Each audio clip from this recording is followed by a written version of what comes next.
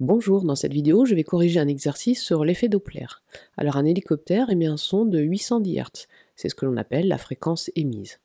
Un observateur au sol entend un son de 1,0 kHz, donc c'est la fréquence reçue.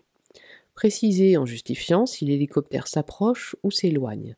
Alors ici, si on compare les deux fréquences, on a la fréquence reçue qui est plus élevée que la fréquence émise. Tu peux connaître directement le résultat de ton cours. Si la fréquence est plus élevée, cela veut dire que la source s'approche. Donc ici, l'hélicoptère s'approche. Mais si tu ne t'en rappelles plus, tu peux essayer de le retrouver par un petit schéma, par exemple.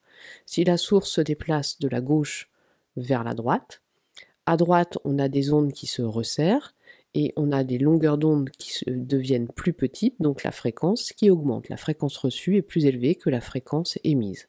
Et inversement, à gauche de la source.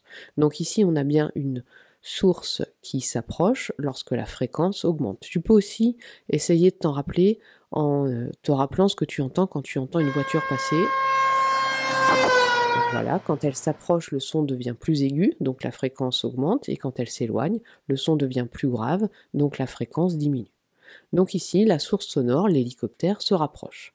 Deuxième question, calculer la vitesse de l'hélicoptère. Il faut que tu connaisses la formule par cœur de ton cours, qui te donne la relation entre la fréquence reçue et la fréquence émise. Donc F reçu égale F émise sur 1 moins V sur C. Tu l'as peut-être vu un petit peu différemment, mais cela va revenir au même résultat dans le calcul numérique à la fin.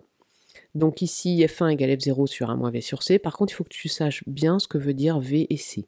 V, c'est la vitesse de la source, alors que C, c'est la célérité de l'onde. Donc deux vitesses, mais il ne faut pas les mélanger.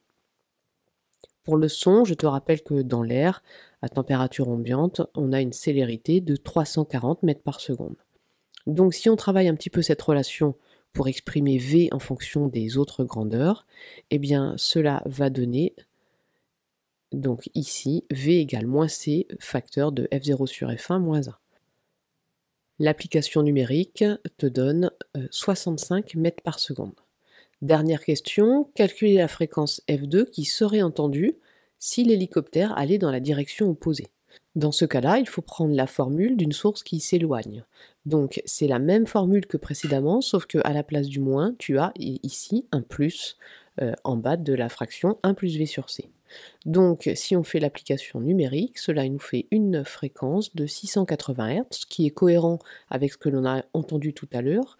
Le son lorsque la source s'éloigne est plus grave si tu compares aux 810 Hz de la fréquence émise. Voilà, j'espère que cette vidéo va t'aider, je te dis à bientôt.